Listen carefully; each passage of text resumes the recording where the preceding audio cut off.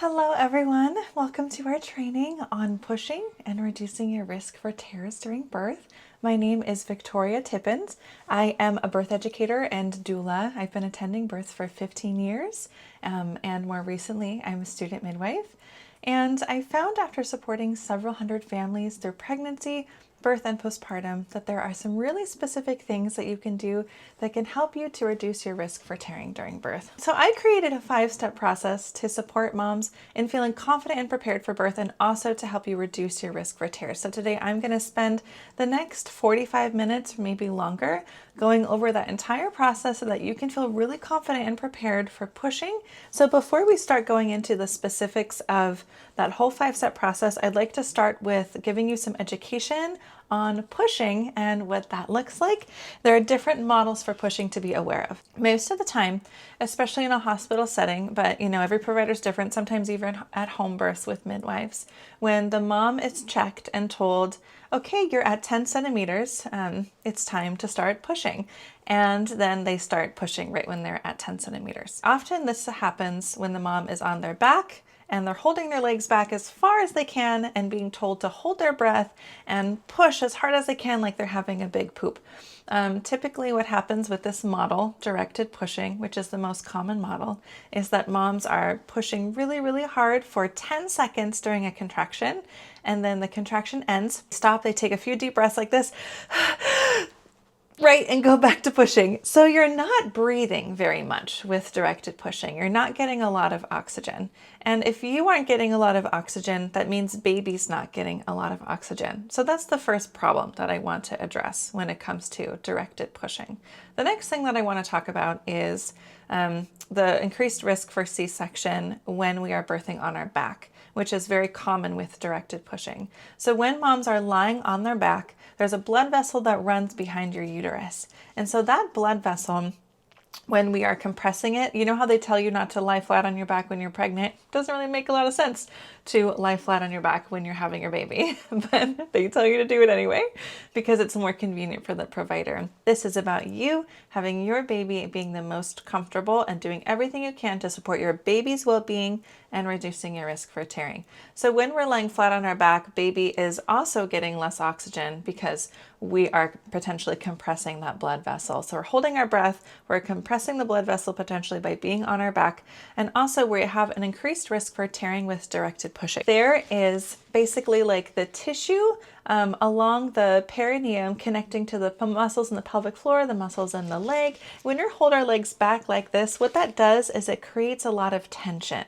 So in the pelvic floor, stretching to the leg, and all the way through to the perineum. Now there's a lot of tension when our legs are hiked back super, super far back. When we bring our legs together a little bit lower, or if we're not on our back and instead we're in a different position that allows for more flexibility, right, in the muscles and in the tissue of the perineum, that allows the perineum to stretch. The perineum can only stretch so far before it tears. We can reduce tension on the pelvic floor by avoiding that being on our back with our legs hiked up super, super high. That's another reason why directed pushing is typically not optimal. Some providers will say, like I said before, you're 10 centimeters, time to get on your back and start pushing. Provider does do this. I want you to know that you always have the right to birth in whatever position you want to. It's a human right, and declining and advocating for something different is actually most of the time very, very simple.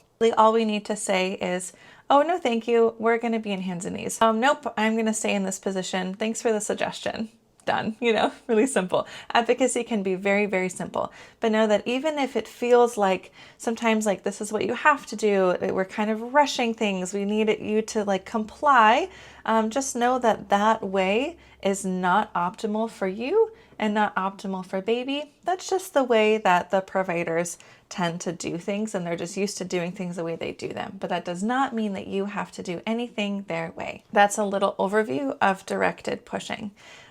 The alternative to directed pushing is called intuitive pushing, and that is where you are pushing intuitively, listening to your body. So pushing intuitively usually happens more with an unmedicated birth.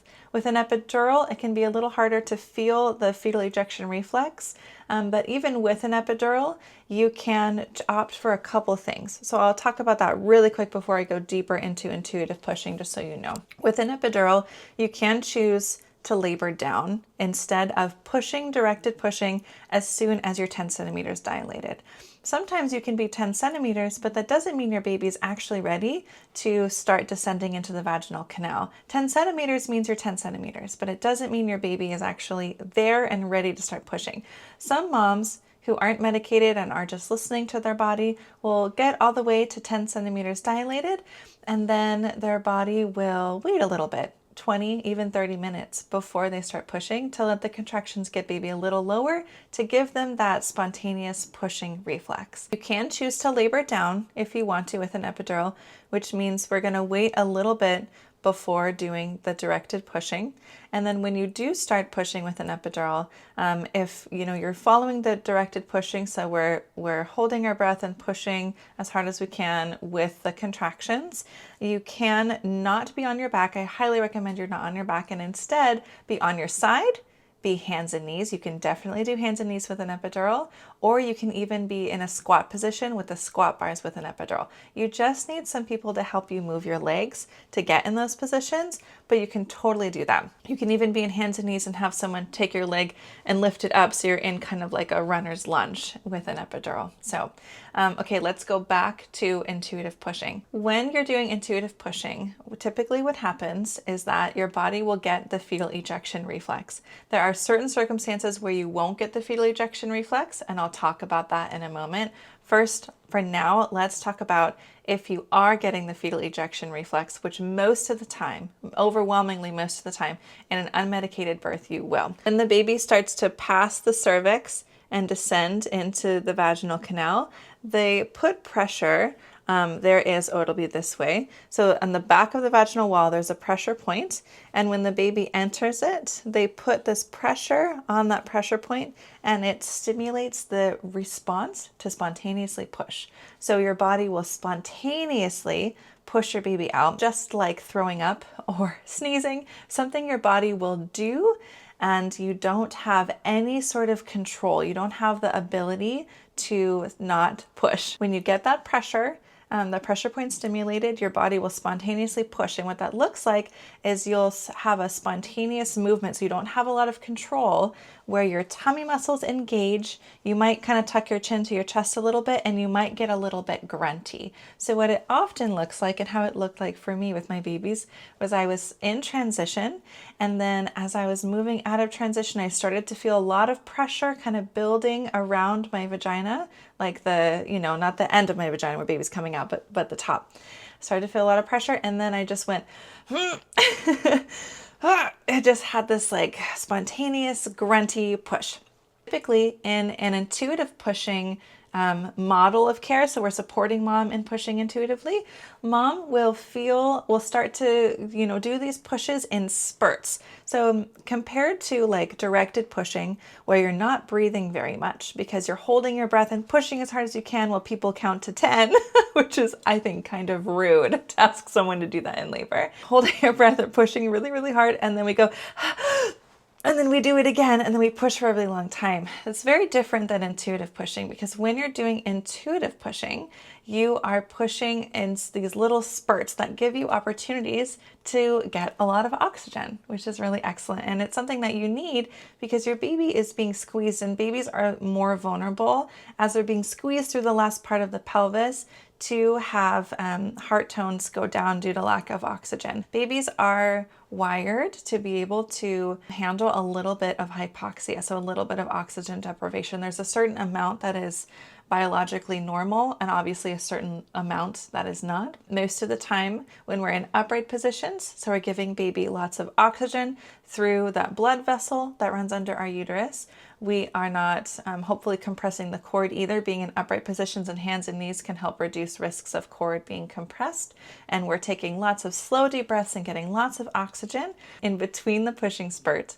And then when we get the pushing spurt, we let that take over and we push, and then we release again and we breathe. So it looks kind of like this: push, and then, okay, we breathe, and we can breathe for a little bit, and then we'll get another one, push, and then we can breathe for a little bit. So the pushing spurts are lasting a few seconds. Typically, they don't last a full 10 seconds. So directed pushing is a little more unnatural, I would argue, compared to intuitive pushing, because I can't imagine any animal in the wild or any mom in an undisturbed environment going, I'm just going to get on my back, hike my legs up as far as they can go, and just push and hold it for 10 seconds again and again and again as much as possible and not breathe very much. For fetal ejection reflex, if you are feeling the reflex happen, so you're getting the spontaneous push and your body is spontaneously, pushing baby out, what I invite you to do is relax.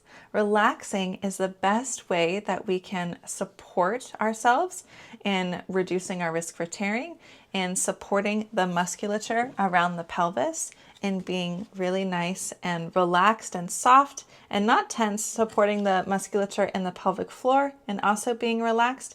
When we do that, that can help to allow the pelvic floor to part ways and reduce our risk for tearing. And it also helps you cope with labor better. So you don't need to add any extra force to get your baby out quickly most of the time. Instead, you can simply relax, which means you get the reflex and you naturally let your body follow the reflex. So you go push and then back to relaxing. And we're just relaxing. We're leaning against our partner. We're leaning against a birth ball, whatever it is that we're doing to support our body. And we're taking slow, deep breaths and we're relaxing. We get another one. So just focus on relaxing, like you're at a spa and you're pushing a baby out. Is kind of like the idea of it. You typically don't have to work really hard and burst blood vessels in your eyes by holding your breath and pushing so hard to get your baby out. Oftentimes, this experience of surrender and this approach to pushing that is more centered around surrendering and relaxing is actually it's biologically normal and it's more beneficial for you and your baby, and that is an evidence-supported way to have your baby come out. Certain rare circumstances where directed pushing can be necessary is if, one, you aren't getting the fetal ejection reflex because there is a little bit of maybe a positioning issue happening and you need a little support getting baby out, getting baby down, I would say. Get your body to stimulate the fetal ejection reflex, or you just have to work a little harder to get baby through your pelvis. This I've only seen a couple times, so it's very, very rare. But if your baby was posterior, which means baby comes out facing forward instead of facing back, this is not something to be afraid of because this is a variation of normal. Sometimes babies come out facing forward and that's totally okay, but it can take a little bit more work sometimes to get them through the pelvis. I have seen babies that are born facing forward, handled it beautifully. There was no hiccups, there were no issues. Mom got the fetal ejection reflex, so baby facing forward was totally fine.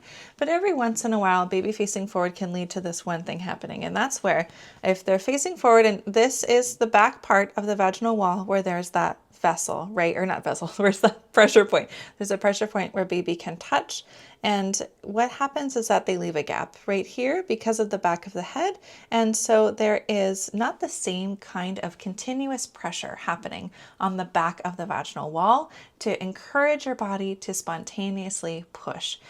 Instead, there's a little bit of a gap here. So we might not be getting the same kind of continuous support that's causing the fetal ejection reflex, of pressure. So maybe babies 10 centimeters, they're nice and low and they're kind of hanging out there, and we're not getting a lot of overwhelming pressure sensation to push.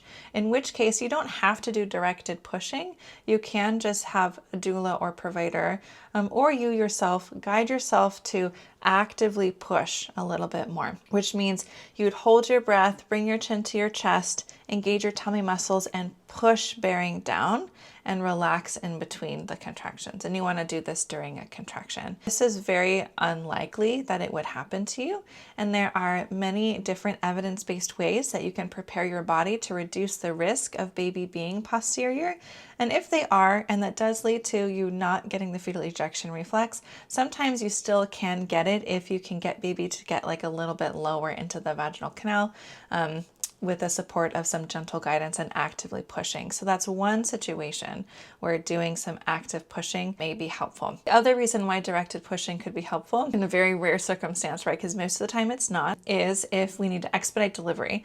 Because yes, when your body spontaneously pushes, you're like naturally kind of round in and your ab muscles tighten and you push, and also your uterus is contracting, pushing baby out, expelling the baby. When all of that is happening, the body will, spontaneously send baby out pretty easily most of the time. But every once in a while, there is a reason to get baby out faster. And so in addition to all of that happening, we do need to maybe hold our breath and add extra force on top of all that force that's already happening, just to get baby out faster if expediting delivery is necessary because baby is struggling with their heart tones or something like that. But another side to this that I'll share is that if you are already just doing directed pushing, kind of following the routine of what they say, and if that's what they want you to do, you might end up noticing that you're doing directed pushing, but because you're not breathing very much, because you're adding extra force of that blood vessel, right? Your pressure on the blood vessel that runs under your uterus, you could also cause baby's heart rate to go down, which means that they need to get out faster. So it could be that we create a problem by directed pushing, which is an intervention, and then we try to solve the problem with directed pushing to get the baby out. So directed pushing for that reason isn't the way that I would recommend that everyone just routinely goes into. I'd really love for all the moms that I support to feel empowered in their understanding of advocacy and their understanding of, their right to choose whatever it is that they want for their birth, to get in whatever position feels most comfortable for them and to relax and listen to their body and trust their body and trust themselves. The truth is that you were made to give birth. And many of us believe that, because we live in this society that has a lot of fearful narratives around birth that are bullshit narratives. And most of them, I would say probably none of these normalized narratives that like birth is flawed, your pelvis is too small, your baby's too big, like all of this stuff is bullshit. None of it is true. None of it's based in evidence. And if you were to look back in the history of the US, like the reason why we have all these fearful narratives, a lot of it is just around profit. You can make more money off of people giving birth if they are disempowered, and they don't really believe that they can do it. If people believe they need all this extra stuff outside of themselves, you can sell them all that stuff and they can make more money. Working through that fear is a really great way to learn to trust yourself. And learn to, enter the pushing phase, feeling really confident and believing in yourself. And I think that's a good segue now to talk about my first step in my 5-step process to reduce your risk for tearing that I talked about before, which is emotional preparation. So I saw a few new people pop on. So just so you know, I'll give you a quick little introduction before we go into this. My name is Victoria. I'm a childbirth educator and birth doula of 15 years. And I created this process to support moms in reducing their risk for tearing. The moms who worked with me in my coaching program, where I teach them all this information, but I personalize it to them. We create a plan together and I work with them with specific tools and a framework I created for overcoming fear, feeling really confident and prepared for birth. 91% of them did not tear. And in the US, 33% of moms do not tear. So most moms tear while giving birth.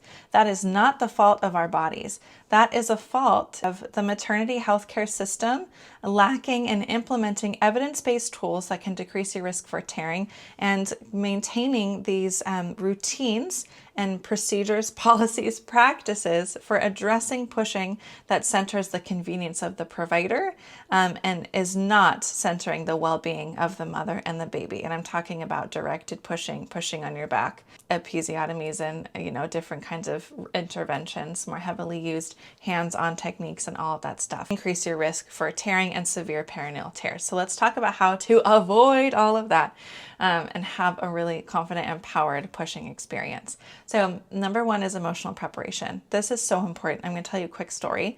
With my first, I tore because I was terrified of tearing. And I had no idea that I was terrified of tearing because I didn't have anyone continuously supporting me. Even with a doula and a midwife, I didn't have what I offer as a childbirth educator coach, like someone who could spend hours with me one-on-one, going deep into exploring why I had fears or what the fears were, or like how I was feeling and what was going on, and releasing it with tools. Basically, like I kind of had the sense that I was afraid of tearing, but I went in hoping for the best. I was like, it's probably going to be fine. And I also had been a doula for like 9 years at that point. So I had a lot of knowledge, but the knowledge wasn't enough to prevent me from tearing. What I needed was support and getting clear on all of those fears and releasing it, but instead I didn't. And so when her head came to crown, it came right here, and I was like, hell no. It's like, that's a lot of pressure. I did not practice for this moment. I did not prepare for this moment at all emotionally.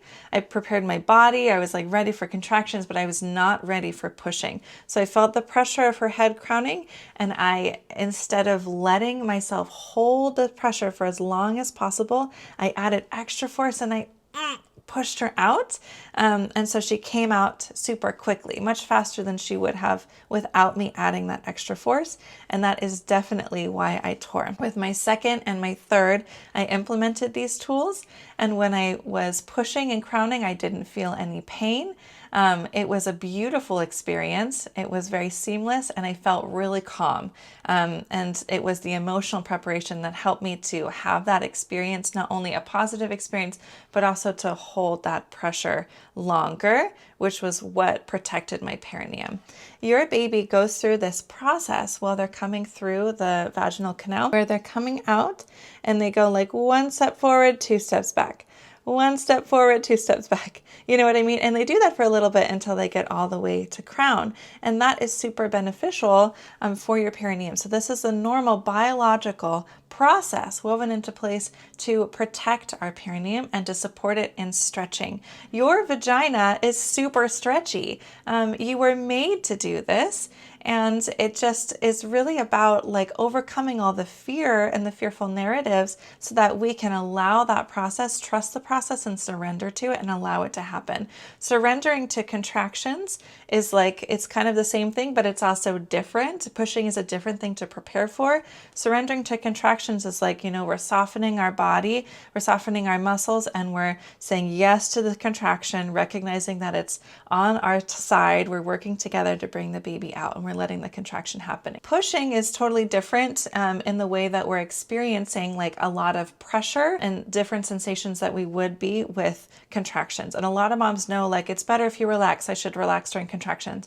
They haven't really been told or really deeply integrated the belief and understanding that a better approach for pushing is also to relax, instead of like we have to work really hard to get our babies out, because most of the time we don't. So relaxing is much better, and we can only relax in the presence of significant pressure, and also open up the possibility for not experiencing pain, open up the possibility for experiencing orgasms, because that happens. Women have orgasms while they give birth. Open up the possibility of having a spiritual experience, all the beautiful things that birth can offer us.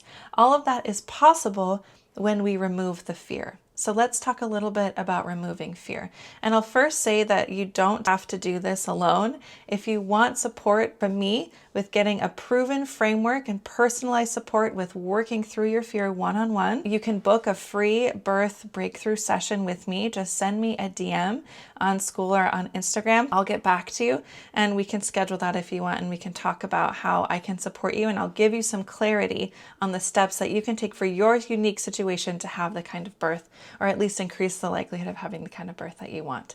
So when it comes to fear, I'll say I don't like to approach fear like a hurdle that we need to jump over, right? Like fear is not something that is separate from us. When we walk forward towards birth, engage with this relationship with our fear, like it's this thing that we don't like and we don't really want to feel, which is very common in the West, right? To be like a Western person, we don't really like to feel grief. Usually we don't have any cultural traditions or pathways to helping us feel grief, or even pain. We're kind of afraid of pain. There are many other cultures in the world where the men will inflict pain on themselves in a ceremonial container because they believe that pain is beneficial. They believe that experiencing the pain that women get to experience in childbirth is like this gift women get to experience because they gain something from it. They recognize that there's medicine, there's opportunities for serving our growth as people. When we can approach our fear in this perspective, recognizing that our fear is nothing to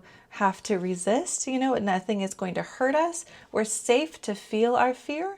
Our fear is natural and normal and part of being a human.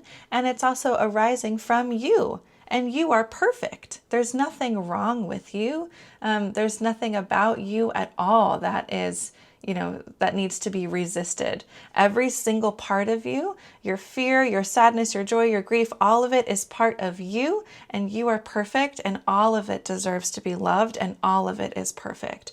When we want to go this way, like I want a natural, unmedicated, confident birth or something, if we want to go this way, but then when we say like, this is the kind of birth I want, and then it's like, I'm afraid of tearing, I'm afraid of like this thing happening, we have these secondary thoughts, is what I like to call them, these secondary thoughts that can pop up.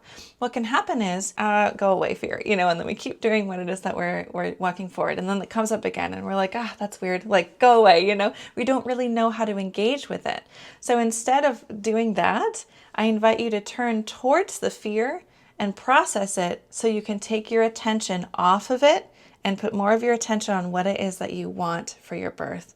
Keeping attention here, what can happen is two things. One is we can go into birth unaware of this, because a lot of the fear we're not fully conscious of, right? It's within us, but we don't really know everything about it. So it can come up during birth. That could lead us into something called the fear, pain, tension cycle, where we have fear in the presence of a contraction. So we tense our muscles and we're like, hell no, because we're afraid. And when we tighten, we make the pain worse. And then if the pain is worse, that makes us have more fear, so we have more tension. And that's when moms cycle into not coping with labor anymore. That can be prevented by working on our fear beforehand and getting support with it. The next thing that can happen is we choose unconsciously often from a place of fear rather than a place of love. So I have a friend who really wanted a normal unmedicated birth, and her OB was not very supportive and thought her baby was big, wanted her to get an induction for a suspected big baby. That is not evidence-based. It's not evidence-based to induce for suspected big babies for a lot of reasons, because ultrasounds are only effective at determining fetal weight 50% of the time. So it's a 50% guess. And a provider said, if you get an induction, you can reduce your risk, like you can avoid a cesarean. I know you're really afraid of that. If you do it my way, you're going to avoid a cesarean because your baby won't get too big or whatever. But that's bullshit. Your body rarely will grow a baby that it can't birth. She ended up completely ignoring and letting go of what it is that she wanted, and was like, fine, I'm so afraid of the cesarean that if I follow your way, if you promise me if I can avoid a cesarean, that I'm going to do that. And then she ended up going right towards the thing she wanted to avoid, because she made her choices thinking about and feeling what it was that she wanted to avoid, and that brought her right towards the thing that she wanted to avoid. She ended up having a cesarean from induction complications. So when we are not working through our fear, that can sometimes lead us to make choices in alignment with fear that aren't really for the best, for us. And it can also make it harder for us to cope with labor. But another thing that can happen, and what happened with me, is that we can bring our baby to crown, and instead of surrendering to this normal, slow, biological process that's meant to help our tissues to stretch slowly and hold the baby's head before the head comes out and then before the body comes out, instead we can add extra force out of fear and push the baby out faster. Or we can tense our pelvic floor muscles and hold baby in, create more tension. And like I said before, if there's more tension in the perineum when baby's coming out, then the perineum is having to stretch beyond what is already tense instead of letting it be loose and flexible, and then it stretches from that place. I invite you to turn towards your fear and embrace it fully.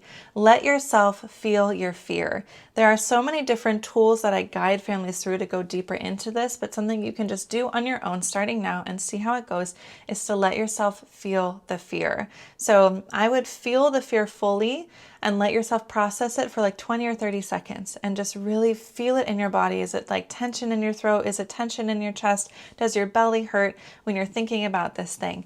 And just feel that. And you can even be like, I'm so afraid. Like really feel it. Give yourself to the fear fully. Then put your attention on someone who loves you unconditionally. So this could be, I'm going to fix a cord, put a cord in a different spot.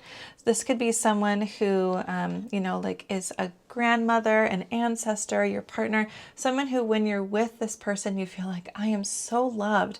Put your attention on that person like the sun is shining on your heart and just feel like, wow, I am so loved. Another thing you can do, it's very supportive to birth to support your intimacy with your partner, if you're partnered. So to do this with them and expand your vulnerability with them. Let yourself be in their arms and feel your fear in the loving arms of someone who loves you. And then put your attention on someone who loves you unconditionally and feel the love that they have for you. Feel yourself being held in the arms of love, and then put yourself back on the fear. We can't control what comes up for us because we're humans. So you could have fear and sadness and all these different emotions can arise within you, and that is a normal part of being a human. Thoughts, lots of thoughts. We all have thoughts. It doesn't mean anything about you. It's just a thought. It's just a feeling that's coming up. What you can always do is control where you put your attention. And often when we drop the resistance, we're no longer going like, I don't like the fact that this thing is coming up and go away. And we stop doing that. And instead we choose to embrace everything that comes up for us and just feel it fully.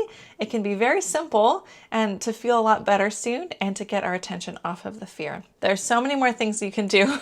That is my first little intro step for working with fear. Let's talk about step 2 for reducing your risk for tears, which is provider hands off. I love this part. I love talking about this part. Okay, I will first say that many providers believe that it is more supportive to your perineum if they're touching your body and they're touching your baby when your baby is coming out. False! That is false. So here's what's going on. When the baby comes out, they're coming to crown and then the head will come out. Sometimes they'll crown on one contraction and on the next contraction it will be head, body, and the whole baby comes out in one go. Most of the time they come to crown and we hold for one contraction and we wait. And then after the next contraction, they're like usually 45 seconds apart or so at this point, the head will come out. And we wait. So we're waiting for the head. It's normal. It's biologically normal for your baby's head to come out and they do a little rotation and we wait until the next contraction for baby to come out. It's totally normal. Most of the time, you do not need anyone pulling on your baby or doing anything to get your baby out or extract your baby from your body. Your baby and your body knows how to get the baby out. The baby knows how to rotate their shoulders to navigate the pelvis, and your body is contracting and pushing baby out. And it would be great if you could see on Instagram, Badass Mother Birther, also on my page on Instagram, Peaceful Birth Method, there's a lot of birth videos that show examples of no one touching baby and how baby comes out. And we wait, and then the whole baby just comes out on their own, without anyone having to pull them. So most of the time, no one needs to touch your body, touch your baby, or pull on your baby to get your baby out. So many providers believe that if they are stretching your vagina open, which never is necessary for any reason, or, when the baby comes to crown, if my thumbs are the perineum and baby's at crown, if you can imagine provider hand is like putting pressure. So I haven't delivered, but caught like many babies, maybe 20 as a student midwife. I was trained to do this, to put my hand right here on the perineum to protect it. And there's also maneuvers called the Rickman maneuver, where the provider will like push upward to try to keep the head a certain position. Not beneficial, we haven't seen by research. Or the baby's head comes out and we want to keep the head pointed down and prevent the baby's head from lifting up too much. Also, we don't have a lot of research that any of that is actually beneficial for reducing your risk for tears. But the thing is that there are a lot of providers that are trained in older ways, trained in methods that are just part of their training that new research has found actually isn't beneficial. But it takes 10, 20, even 30 years, sometimes like 50 or more years. Like I can think of a policy for your water breaks and you have to go into the hospital immediately after it breaks. That's not evidence-based. It's evidence-based to wait a little bit. It's a whole nother thing, but it takes a lot of time for new research and evidence to make its way into policy and practice. So if you're birthing at the hospital, it's very common to run into a practice like your provider touching your body or your baby, or a policy, like some kind of rule. They're never actually rules, it's just the way that they do things. That is not based in evidence, which is why it's so important that you learn what the evidence is, which is another thing that I can support you with if you want to talk to me and book a free birth breakthrough session with me, and we can go over some of that stuff to help you. When you go in, you know all the things already. And so if someone tells you like, this is the way we do it and this is why, you can know in yourself like, oh, but I actually also know what the current research and evidence has to say. So you can use that information yourself, and you're not relying on anything that could potentially be outdated or not evidence-based to make a decision for you. When the baby comes to crown, provider will be touching, and then after the baby comes out and baby does the rotation, sometimes providers will put their hands on baby's head and manually rotate it. I would say that this is harmful. There's no reason for anyone to manually rotate a baby. And then after baby is rotated, they will take their hands and put hands on each side of baby's head. And once again, this is how I was trained to deliver babies, or catch babies, right? And I would pull down. And when I pull down, there's the pubic bone is right here. So I'm pulling to get the top shoulder to deliver from the pubic bone. And then I pull upwards to get the bottom shoulder to deliver from under the tailbone.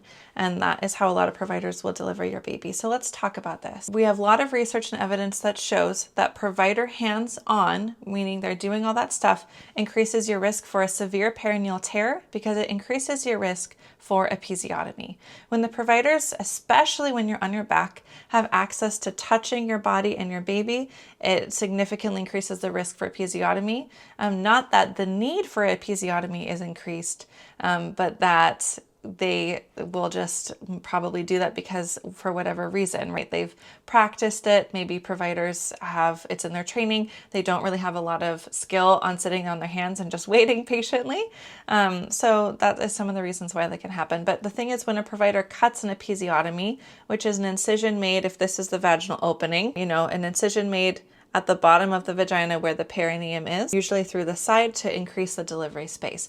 So if this were to happen, your risk for a severe perineal tear, meaning you tear on top of the cut, I'm really sorry, increases by 22 times. So it is very, very important that we avoid episiotomy. I would put in your birth plan, I decline episiotomy. It's a good baseline to have when you're going into birth, just declining that. Also, I would try to birth in upright positions. That's another evidence-based way to reduce episiotomy, and opt for provider hands off. So that is number 2, provider hands off.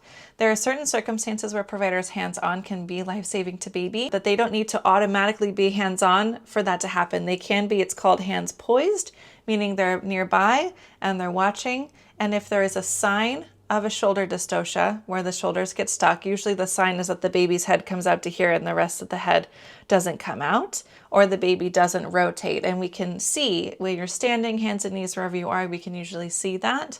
If provider were to see that, they could step in. But if the baby's head comes out and rotates, the shoulders aren't stuck because the baby was able to rotate. Or, maybe a cord around the neck, which sometimes relieving it is necessary. A lot of the time it isn't. If baby had heart tone concerns, we're trying to get baby out faster, and maybe we're concerned about a cord being around the neck. In that case, having a provider be hands-on and be helping baby get out faster and maybe relieving a cord makes sense. But most of the time, cords around the neck don't cause any issues. And so providers can still safely support your birth being hands poised, meaning they're nearby and their hands are ready, but they're not automatically already touching your body and your baby. You can have your provider open hand catch baby if you trust that they can do that without pulling, if this is something you want. Or you could have yourself catch baby, your partner catch baby, your mom catch baby, anyone you want to catch baby. Or no one can catch baby, and you can be in the water and baby kind of comes out in the water and then we get the baby. You could be on the bed, maybe in like a runner's lunge kind of a position like I was for my births, and baby just comes out right onto the bed. You could be on the bathroom floor with a couple towels under you, and baby comes out right onto the towels. If you're hands and knees or you're standing, we want someone to catch baby, obviously. But if you're on your back, if you're side lying, if you are in like a runner's lunge, where you're, the baby is very, like if this is the floor, baby's right here. And if this is a soft blanket towel, it's okay for baby to slide out onto that. Then that's an option for sure. So Let me know if you have any questions about that. Otherwise, we will jump over to number 3, which is perineal massage. So super excited to share this with you. I recently learned that perineal massage in the second stage, which means doing perineal massage when you are pushing your baby out. Many providers believe that that decreases your risk for tearing, and I also believed that until recently when evidence-based birth released dated information on perineal massage and the research, and we found that the research that shows that perineal massage while you're pushing decreases the risk for tearing is such poor quality that it's not evidence-based. They found that in places where they have an 80% episiotomy rate, if you do perineal massage, your risk for episiotomy and tearing is lower, but that's because provider has something to do with their hands. It doesn't have anything to do with us. And so that doesn't apply if you live somewhere where episiotomy rate is not 80%. If you live somewhere where 80% episiotomy rates are happening, then maybe you should opt for perineal massage, or maybe be like upright while you're birthing, or like find a different provider, because that's a very alarming high rate. So basically, I just want you to know that if someone says like, I'm going to do perineal massage, or I want to do perineal massage while you're pushing to reduce your risk of tearing, no, that's actually not evidence-based.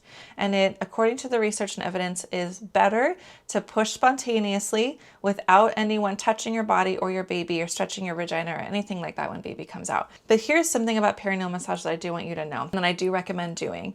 I recommend doing perineal massage in pregnancy to help you prepare emotionally for birth. And here's how to do it. So first, I'll say that for first-time moms, it is evidence-based to do perineal massage in the 35 weeks onward, twice a week, to reduce your risk for tearing. The research doesn't really see that with subsequent births, but either way, that doesn't really matter. I would love for all parents to do it, and I'd love for you to do it in a way that helps you prepare emotionally for bringing your baby out. So when we do the perineal massage, you could do it on your own if you stand up and put your leg on a stool and use your thumb, and you could totally do it that way. If you have a partner, what I invite you to do is do this with your partner and make it sexy and fun and lighthearted and sweet, where you both are taking responsibility for preparing yourself emotionally for birth. And what I want you to do, if you want to lie on your back, you can. You could also get in the shower and stand up. You're standing in the shower, obviously, but put your leg on a stool and have your partner in front of you, and they can reach down and maybe give you some clitoral stimulation, and then they can do some of the perineal massage while you're standing. And the point is that I want you, while experiencing the pressure of new sensations of pressure in your vagina from the perineal massage, I want you to feel ooey gooey yummy yay. I want you to be like, I'm so safe, I feel so good. This is you preparing for your baby to come out. When we practice climbing up the ladder of pressure a little bit in pregnancy, it can make it so when we experience the full pressure of baby's head, it's like, okay, we've worked towards this. I haven't gone from experiencing penetration of whatever size, right?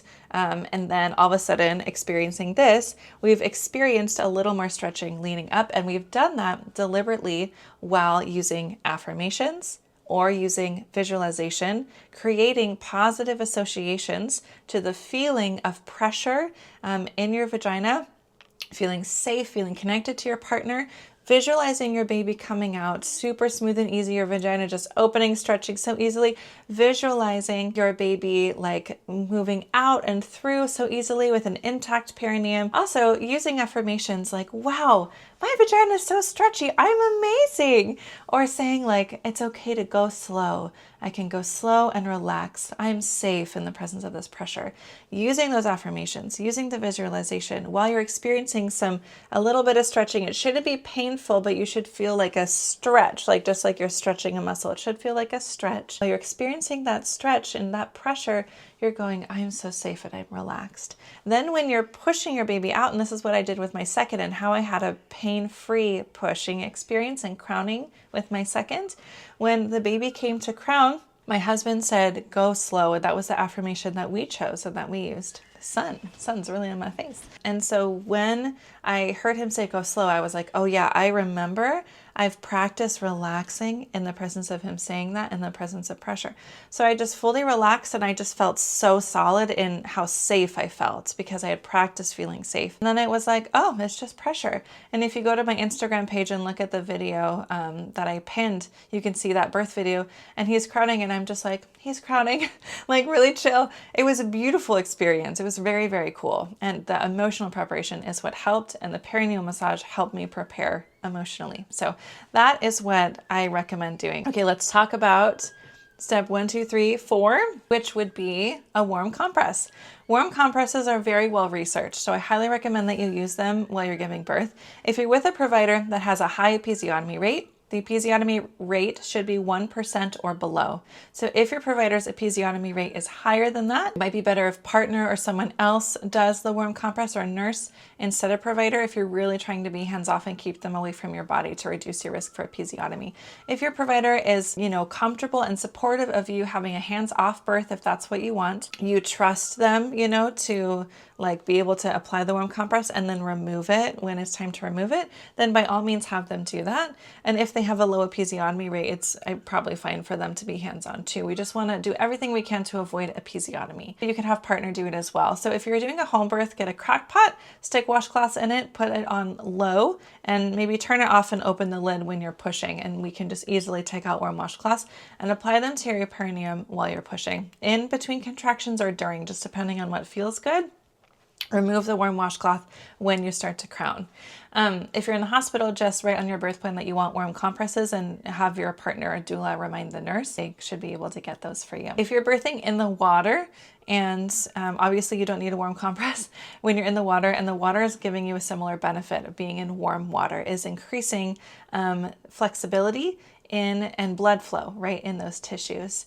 And I do want to say that it's also been well researched that the ring of fire that people talk about, sometimes we do experience a little bit of burning as baby comes out, but with the use of a warm compress, some moms don't experience any burning. And I personally did not experience any burning, especially with my second. I had there was zero pain, zero burning, and I was in the warm water, so that might have helped too. So that is a warm compress. That one's very easy, simple. The last step in my 5-step process to reducing your risk for tearing is birthing positions. I will tell you what positions are most researched and what the evidence has to say to reduce your risk for tearing. But first I will say, get into whatever position you want to get into. I don't want you to be giving birth and be like, Victoria said I need to be upright and then do that. Listen to your body. It's incredible when women and people that are giving birth trust their bodies and allow their bodies to get into whatever position feels most comfortable. They usually get in the position that is most supportive and what is needed for baby. I just knew time to lift this leg. I just knew that. And then the baby started to crown and I gave her that space on that side of my pelvis. And I've seen moms where the baby's head got a little bit stuck, and she just give a little bit of downward traction to get that top shoulder out just naturally on her own. She could feel it and she just knew. And when my son was coming out, my husband did a little bit of guidance to get the baby out, 100% because I was impatient, not because it was necessary. And but I was trained in delivering, catching babies that way. And so I taught him all those things. And I could feel when I had him pulled down a tiny bit, I could feel the baby clear the shoulder. And then I said, now pull upward, because I could feel that the baby needed to go upward. So we can feel what's going on, which means that we know what we need to do. So be comfortable, and if possible, avoid being on your back, unless you love being on your back. Every once in a while, someone is like, this feels the best. And if it feels the best, then that's great. But it's definitely not optimal. So if anyone tells you at any point that you need to get on your back, know that the only actual reason to get on your back is if you need forceps or vacuum. There's no other reason ever to get on your back that I can think of in all my years of attending births. And you can always say, no, thank you. You have the human right to birth in whatever position you want to. So to reduce your risk for tearing, being in a standing position is evidence-based to reduce your risk for tearing. Being in hands and knees, and then being in side lying. So those are the 3 positions that I recommend considering doing. No one really talks about the runner's lunge, but that was me all 3 of my births, runner's lunge. I loved I was upright, with one knee down and the other leg open. And in that position, I just felt like I had a lot of agency. I wasn't like lying back with people standing over me or anything like that. I could reach down and catch my own baby if I wanted to. I did with my first and my second 2. I was like, husband's doing it. I didn't really feel like I wanted to do that.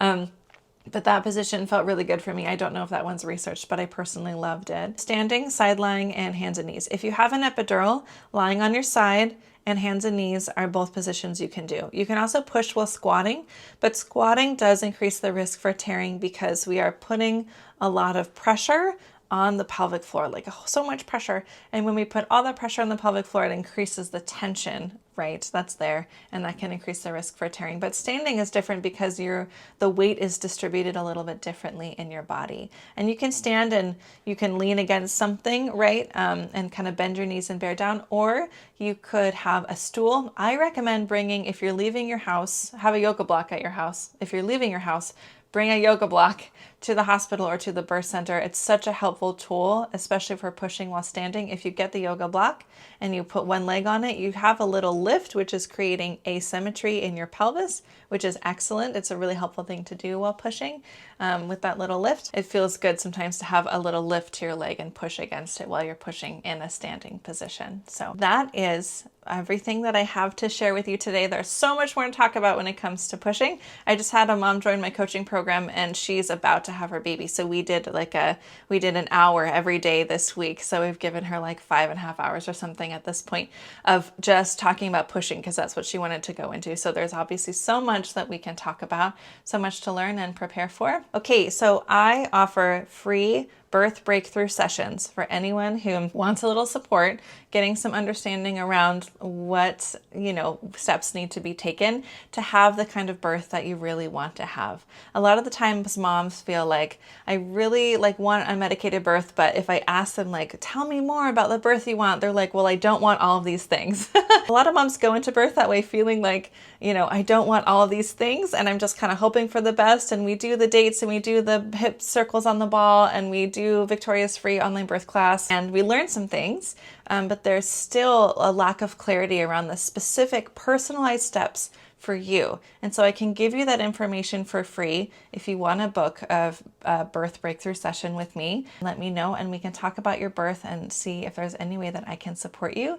Thank you so much for being part of this training. This was very fun. I'm here for you. Let me know if you ever have questions and I hope you all have a beautiful day. Bye.